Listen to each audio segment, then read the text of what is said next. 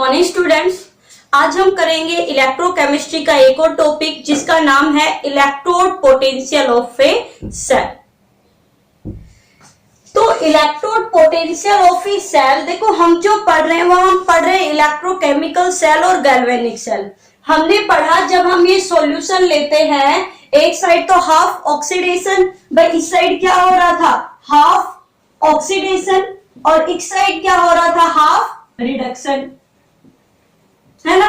तो इन दोनों के क्या होते हैं, जब इलेक्ट्रॉन को गेन और लॉस किया जाता है तो यहां पर एक इलेक्ट्रोड पोटेंशियल क्रिएट होता है। देखो इलेक्ट्रोड पोटेंशियल जो हमने वोल्ट मीटर से हम क्या करते हैं मेजर करते हैं, तो उसी इलेक्ट्रोड पोटेंशियल को क्या कहा जाता है, उसी पोटेंशियल डिफरेंस को क्या है, a potential difference is set up between the metal and its ion, कि मेटल और उसके आयन में एक पोटेंशियल क्रिएट होता है जिसे हम कहते हैं इलेक्ट्रोड पोटेंशियल। क्यों क्रिएट होता है, due to the loss of the electron और गेन ऑफ द इलेक्ट्रॉन। भाई ऑक्सीडेशन में तो क्या होगा loss of the electron, reduction में क्या होता है गेन ऑफ द इलेक्ट्रॉन। तो इस लॉस ऑफ इलेक्ट्रॉन और गेन ऑफ इलेक्ट्रॉन की जो टेंडेंसी है ना किसी भी सेल की, the tendency of a cell to loss और इलेक्ट्रॉन और gain of electron is known as the electrode potential.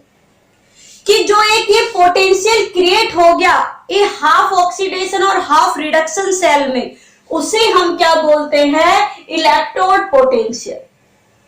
तो हम क्या लिखेंगे, the potential setup between the metal and its ions in the solution। भाई जो इसके आयन सॉल्यूशन में है, या फिर अगर हम दूसरी डेफिनेशन लिखना चाहे तो हम लिख सकते हैं the tendency to gain the electron or loss of electron, the tendency of a metal to gain the electron or loss of the electron is known as the electrode potential। तो इन दोनों के बीच में जो ये इलेक्ट्रोड पोटेंशियल क्रिएट हुआ इसे हम क्या बोलते हैं electrode potential of a cell. जैसे मान लो इसे हम लिखते हैं ई सेल से। भाई इलेक्ट्रोड पोटेंशियल क्या हो रहा है, एक तो हाफ ऑक्सीडेशन हो रहा है तो क्या लिखेंगे electrode of oxidation potential electrode.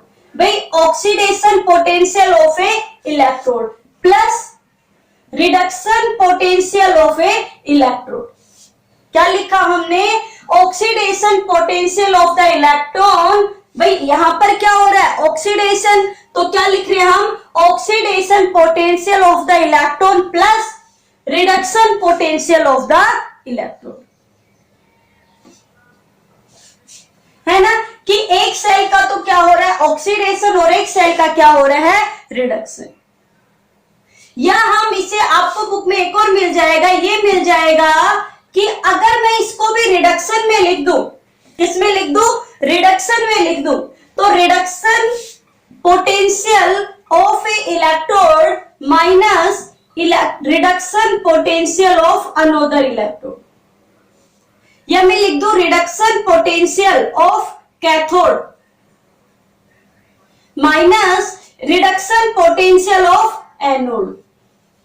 अगर मैं यहां पे देखो साइन माइनस का क्यों आया है, क्योंकि यहां पर हमने क्या लिया हुआ था ऑक्सीडेशन लिया हुआ था। अगर इसको मैं किस में ले लूं रिडक्शन में ले लूं तो ये माइनस में हो जाएगा। यहां पे है reduction potential of cathode minus reduction potential of anode, या फिर इसे हम लिख सकते हैं equal to E cathode minus E anode. क्या लिख सकते हैं E cathode minus E anode, क्योंकि हमें पता है कैथोड पर क्या होता है रिडक्शन और एनोड पर क्या होता है ऑक्सीडेशन। ये फॉर्मूला हम कब लगाएंगे, ये तब लगाएंगे जब दोनों में एक का तो ऑक्सीडेशन पोटेंशियल गिवन हो और एक का रिडक्शन पोटेंशियल गिवन हो। पर जब दोनों ही रिडक्शन पोटेंशियल, चाहे वो मेटल ऑक्सीडाइज हो रहा हो या रिड्यूस हो रहा हो, दोनों की अगर रिडक्शन पोटेंशियल वैल्यू गिवन हो तो हम कौन सा फॉर्मूला अप्लाई करेंगे, ये फॉर्मूला अप्लाई करेंगे। या हम इसी फॉर्मूले को क्या कह सकते हैं, E cathode minus E anode. क्या कह सकते हैं, E cathode minus E anode. ठीक है, तो इस तरीके से हम किसी का भी क्या निकाल सकते हैं, इलेक्ट्रोड पोटेंशियल। चलो एक क्वेश्चन निकाल भी लेते हैं, साथ में ही हम सोल्व कर लेते हैं।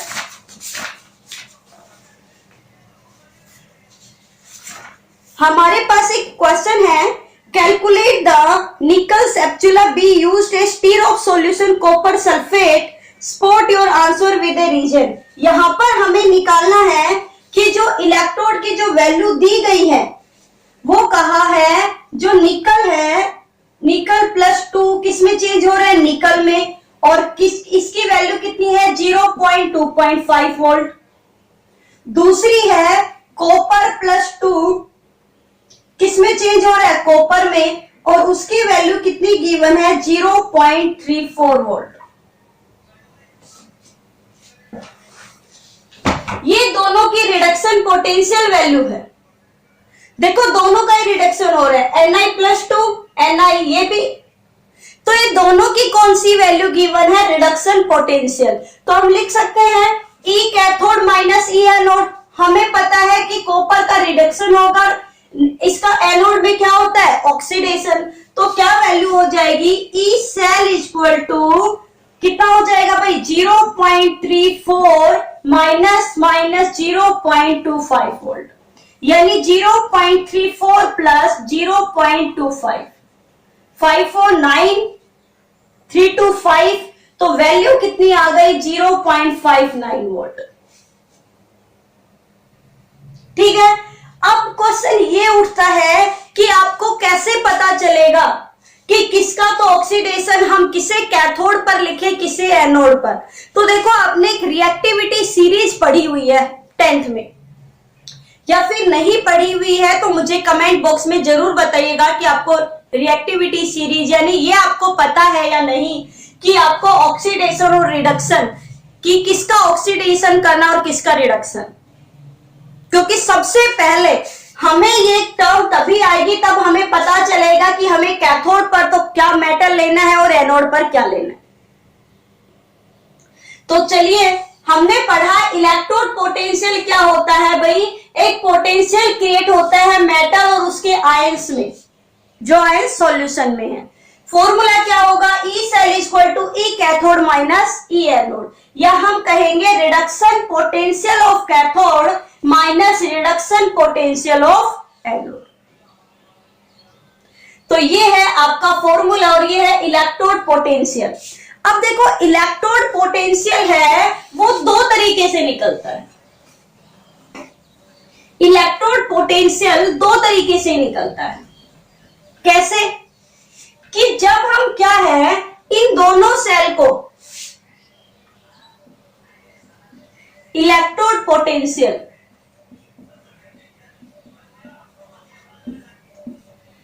जब हम इन दोनों सेल को, एक में हाफ ऑक्सीडेशन होता है और एक में हाफ रिडक्शन, तो हम पता नहीं कर पाते कि किसकी वैल्यू कितनी आएगी, क्योंकि एक लॉस ऑफ इलेक्ट्रॉन करता है तो दूसरा गेन ऑफ इलेक्ट्रॉन।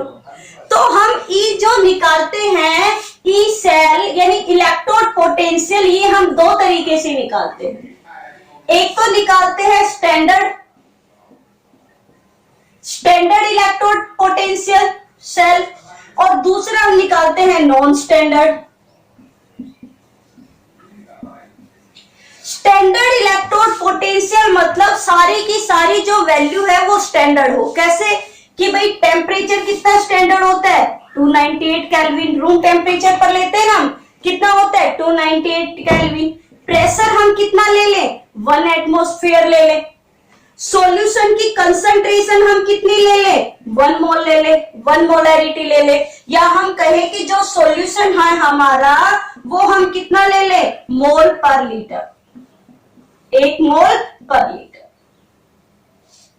तो जब हम इन स्टैंडर्ड वॉल्यूम में किसी का इलेक्ट्रोड पोटेंशियल निकालते हैं तो उसे हमने कहा स्टैंडर्ड इलेक्ट्रोड पोटेंशियल, स्टैंडर्ड ही से। और जब ये वैल्यू स्टैंडर्ड ना हो, temperature is not equal to 298 kelvin, pressure is not equal to the 1 atmosphere, या हम कहें कि concentration is not equal to the 1 molar. तो यहां पर एक जब वैल्यू स्टैंडर्ड नहीं होती और जब हम किसी का इलेक्ट्रोड पोटेंशियल निकालते हैं तो हम एक टर्म पढ़ेंगे आगे जाके, वो है नेर्नस्ट इक्वेशन। क्या पढ़ेंगे? नेर्नस्ट इक्वेशन, काफी इंपॉर्टेंट टर्म है। तो देखो सबसे पहले हम क्या पढ़ रहे हैं, स्टैंडर्ड इलेक्ट्रोड पोटेंशियल पढ़ेंगे, यानी जब किसी चीज को हम क्या मान ले, स्टैंडर्ड मान ले। देखो हमने कहा जैसे हम कोई भी सामान खरीदने जाते हैं 1 किलो, तो ये थोड़ी ना वो 1 किलो का जो बाट है वो नपा तुला है, नहीं। हम सुनते आए हैं कि भाई एक यूएसए के किसी लैब में क्या रखा हुआ है, एक प्लेटिनम का सिलेंडर रखा हुआ है और उसको जो माना है वो 1 किलो है। अब ये थोड़ी ना उसको मेजर करके माना था वो 1 किलो, नहीं। किसी साइंटिस्ट ने क्या किया, उसको रखा और बोला ये आज से 1 किलो है, उसको कंसिडर किया गया, उसको एक स्टैंडर्ड मान लिया। तो ऐसे ही जब किसी का इलेक्ट्रोड पोटेंशियल कब नापा जाए, जब टेम्परेचर 298 केल्विन हो, प्रेशर 1 एटमॉस्फेयर हो, कंसंट्रेशन उसकी 1 मोलर हो। तो जब इस कंडीशन में अगर किसी का ई सेल मापा जाए इलेक्ट्रोड पोटेंशियल, तो उसे हम कहते हैं स्टैंडर्ड इलेक्ट्रोड पोटेंशियल, है ना। और जैसे हम जब किसी का वेट करते हैं तो हम स्टैंडर्ड कितना मानते हैं, 1 केजी मानते हैं ना। तो ऐसे ही इसका जो स्टैंडर्ड माना गया वो माना गया C। क्या माना गया? C, and C is very important. C का मतलब क्या हो गया? C का मतलब होता है स्टैंडर्ड हाइड्रोजन इलेक्ट्रोड। जब इस कंडीशन में क्या मापा गया, जब इलेक्ट्रोड पोटेंशियल मापा गया तो उसे किसके थ्रू मापा गया? C के थ्रू मापा गया। भाई वही है कि रेफरेंस क्या है, वो एक प्लेटिनम का सिलेंडर जिसे 1 केजी माना गया है। तो ऐसे ही इलेक्ट्रोड पोटेंशियल का जो स्टैंडर्ड है वो C है। क्या है? C। C मतलब स्टैंडर्ड हाइड्रोजन इलेक्ट्रोड, जो इंपॉर्टेंट है और जो हम अब पढ़ेंगे। ठीक है, तो सबसे पहले देखें कि इलेक्ट्रोड पोटेंशियल 2 तरीके से मापा जाते हैं, एक होता है स्टैंडर्ड और एक होता है नॉन स्टैंडर्ड। स्टैंडर्ड में हम पढ़ेंगे C और नॉन स्टैंडर्ड में हम पढ़ेंगे नेर्नस्ट इक्वेशन। तो चलिए हम पढ़ते हैं C क्या होता है। बहुत आसान है, आपने टर्म लिख ली होगी।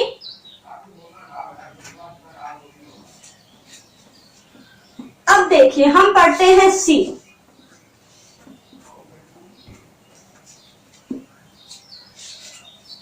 C का मतलब है स्टैंडर्ड हाइड्रोजन इलेक्ट्रोड। C का मतलब क्या है भाई? स्टैंडर्ड हाइड्रोजन इलेक्ट्रोड, जिसे हम शॉर्ट फॉर्म में कहते हैं C। अब देखिए इसके लिए क्या क्या चीजें इंपॉर्टेंट है। पहली बात, हम यहां पर हाइड्रोजन माप रहे हैं, तो इसका इलेक्ट्रोड कैसा होना चाहिए भाई? गैसियस होना चाहिए। इसका इलेक्ट्रोड कैसा होना चाहिए? गैसियस होना चाहिए, क्योंकि जैसे मेटल का लेते हैं तो मेटल का इलेक्ट्रोड लेते हैं, और अब हमें सॉल्यूशन हाइड्रोजन का लेना है तो इलेक्ट्रोड भी कैसा होगा? गैसियस होगा। दूसरा, कौन सी गैस इसके अंदर फिल की जाएगी भाई? हाइड्रोजन की बात करें तो हाइड्रोजन गैस। थर्ड, जो टेम्परेचर होगा हाइड्रोजन गैस के लिए, स्टैंडर्ड के लिए, वो कितना होगा भाई? 298 केल्विन। टेम्परेचर कितना होना चाहिए? 298 केल्विन। प्रेशर कितना होना चाहिए? 1 एटमॉस्फेयर प्रेशर। और कंसंट्रेशन उसके अंदर कितनी होनी चाहिए? 1 मोलर, यानी 1 मोल पर लीटर। तो ये कंडीशन जब होगी और जब हम किसी का इलेक्ट्रोड पोटेंशियल निकालते हैं उसे हम कहते हैं स्टैंडर्ड हाइड्रोजन इलेक्ट्रोड। चलिए देखो, आपको एक मिनट इसकी स्ट्रक्चर ड्रॉ करके दिखाते हैं। क्या किया, देखो एक कंटेनर लेते हैं। अब हमें पता है जिसकी हम इलेक्ट्रोड लेते हैं उसी का ही हम सॉल्यूशन फिल करते हैं। याद करो, जब मैंने कॉपर की क्या ली थी, कॉपर का इलेक्ट्रोड लिया था तो मैंने सॉल्यूशन कॉपर सल्फेट डाला था। और जब मैंने जिंक की इलेक्ट्रोड ली थी तब मैंने किसका सॉल्यूशन डाला था, जिंक सल्फेट। तो अगर हम यहाँ पर हाइड्रोजन की इलेक्ट्रोड लेंगे, गैसियस इलेक्ट्रोड, तो सॉल्यूशन भी तो उसके अंदर हाइड्रोजन का होगा। तो इसके अंदर जो सॉल्यूशन फिल किया जाता है वो सॉल्यूशन होता है 1MHCl। क्या होता है, 1MHCl, यानी जो कौन से आयन दे, हाइड्रोजन आयन दे। कौन से आयन दे, हाइड्रोजन आयन दे। तो चलिए इसके अंदर जो सॉल्यूशन फिल किया जाता है वो होता है भाई HCl। कौन सा सॉल्यूशन है, HCl। और HCl की कंसंट्रेशन आप लोगों को बता दी 1 मोलर है, यानी 1 मोल पर लीटर। अब चलिए अब इसके अंदर इलेक्ट्रोड लेना है गैस का, तो गैस को क्या करना पड़ेगा, किसी कंटेनर में तो लेंगे भाई, गैस लेंगे तो ऑब्वियसली किसी चैम्बर में लेनी पड़ेगी। तो यहां से हाइड्रोजन गैस के लिए पास के लिए एक रास्ता निकाल देते हैं जिसमें हम क्या डालेंगे, हाइड्रोजन गैस। दूसरा, इसकी कंडक्टिविटी के लिए, हाइड्रोजन गैस कंडक्ट तो करेगी नहीं, तो इसकी कंडक्टिविटी के लिए यहां एक प्लेटिनम का छोटा सा टुकड़ा लगा देंगे, ब्लॉक। किसका, प्लेटिनम का। और इसे एक वायर के थ्रू कनेक्ट कर देंगे, वायर कोई भी, जैसे कॉपर वायर ले लो या कोई भी। क्यों, क्योंकि किसी दूसरे के साथ इसको क्या करेंगे, हम कनेक्ट करके तो देखेंगे ना। तो क्या किया हमने, HCl लिया 1M, उसके अंदर हमने क्या किया, प्लेटिनम की वायर के साथ भाई प्लेटिनम ले लिया जो इसकी कंडक्ट करेगा सॉल्यूशन, और इस हाइड्रोजन गैस का किसका काम करेगा, कंडक्शन का काम करेगा। और इसके अंदर हमने कौन सी गैस पास की, हाइड्रोजन गैस। बाकी वही, यहां जब टेम्परेचर कितना होना चाहिए तब ये काम करेंगे, 298 केल्विन। प्रेशर कितना होगा, 1 एटमॉस्फेयर प्रेशर, है ना। तो अब जब इसका हम क्या करते हैं, जब इसका हम इलेक्ट्रोड पोटेंशियल निकालते हैं, ई सेल निकालते हैं। स्टैंडर्ड की बात कर रही हूं तो स्टैंडर्ड के लिए मैंने नोट लगा दिया भाई, हमने सिंपल इलेक्ट्रोड पोटेंशियल को किससे लिखा था, ई सेल से, बट हम स्टैंडर्ड लिख रहे हैं हम, तो स्टैंडर्ड को हम लिखेंगे ई नोट से। तो इसका जो स्टैंडर्ड इलेक्ट्रोड पोटेंशियल है वो माना गया कि कितना होगा भाई, 0.0 वोल्ट। कितना होगा, 0.0 वोल्ट। कब, देखिए यहां ये निकाला नहीं गया है कि इसको किसी के थ्रू क्या करके रखा गया है कि भाई हमने किसी के साथ कनेक्ट किया और इसका निकाला 0.0 वोल्ट है, नहीं। सिर्फ ये क्या किया गया है, कंसीडर किया गया है कि SHE का स्टैंडर्ड हाइड्रोजन इलेक्ट्रोड का जो पोटेंशियल डिफरेंस आता है वो 0 वोल्ट आता है। जैसे वही बात है कि बाट अगर हम मापते हैं तो सिलेंडर को मापा थोड़ी नहीं गया कि सिलेंडर, कि भाई ये प्लेटिनम सिलेंडर कैसे 1 kg हुआ, नहीं। क्या मान लिया गया कि ये सिलेंडर और ये कितने का है, 1 kg का है। तो ऐसे ही ये सिर्फ माना गया है कि जो स्टैंडर्ड हाइड्रोजन इलेक्ट्रोड है उसकी जो इलेक्ट्रोड पोटेंशियल है वो कितनी है, 0.0 वोल्ट। अब अगर हमें किसी भी सेल को, ये एज ए एनोड और कैथोड दोनों काम कर सकता है, ठीक है। आप लिखोगे कैसे, सेम यही चीजें आप लिखोगे। डायग्राम बना दिया, ये क्या मैंने वो ये लिख दिया और ये डायग्राम बना दिया। अगर आप इसको लैंग्वेज में लिख सकते हो तो यही सारी चीजें लिखनी है कि हमने क्या लिया, 1MHCl is taken and the electrode of hydrogen gas is filled in a chamber in which a block of platinum is placed to conduct to the conduction of the solution, and the temperature is 298 Kelvin and the pressure is 1 atmosphere. और फिर इसका जो the electrode potential of standard hydrogen electrode is 0.0 volt. कितना आया भाई इसका, 0.0 volt. कैसे, देखो अगर मैं ऑक्सीडेशन की बात करूं, यानी एट एनोड, तो एट एनोड क्या होगा भाई, हाइड्रोजन है, ये क्या करेगा, एनोड पर ऑक्सीडेशन होगा तो क्या करेगा, लॉस ऑफ इलेक्ट्रॉन होगा। कि 2 हाइड्रोजन है, ये 2 हाइड्रोजन क्या करेंगे, इलेक्ट्रॉन को लॉस करेंगे। ये लो 2 इलेक्ट्रॉन को लॉस कर दिया। फिर कैथोड पर क्या होगा, जो ये दो हाइड्रोजन है ये वापस से क्या करेंगे, इलेक्ट्रॉन को ले लेंगे और वापस किस में चेंज हो जाएंगे, हाइड्रोजन गैस में चेंज हो जाएंगे। यही यानी ये एनोड पर भी काम कर सकता है और कैथोड पर भी काम कर सकता है। तो हमने स्टैंडर्ड मान लिया SHE की वैल्यू कितनी आती है, 0.0 वोल्ट। अब आप कहोगे कि मैम आप क्यों बता रहे हो, क्यों पढ़ना जरूरी है। अरे हम जब दोनों हाफ ऑक्सीडेशन और रिडक्शन, जब दोनों सेल एक साथ जुड़ी हुई हो ना, तो उसका हम इलेक्ट्रोड पोटेंशियल नहीं निकाल सकते। तो अगर अब हमें किसी का निकालना है ऑक्सीडेशन या कैथोड को, तो इसके रेफरेंस में निकालो, है ना। मान लो जैसे हमें कॉपर सल्फेट का निकालना है, तो आप मान लो कॉपर को आपने किस पे रखा था, कैथोड, तो कॉपर को कैथोड पर रख दो और इसको किस पे रख दो, एनोड पर। अब इसका खुद का 0 है, तो जो इलेक्ट्रोड पोटेंशियल आएगा वो किसका आएगा, कॉपर का ही तो आएगा। तो वो पढ़ेंगे हम कल। आज के लिए इतना ही काफी है। अब मिलते हैं कल एक नए टॉपिक के साथ। पढ़ते रहिए और हाँ, कमेंट जरूर करिएगा, लाइक भी करिएगा वीडियो को। और जो वीडियो जैसे जिसकी क्लासेस नहीं हो रही, आप उसके साथ क्या कर सकते हैं, शेयर भी कर सकते हैं। तो आज के लिए इतना ही काफी है। Thank you.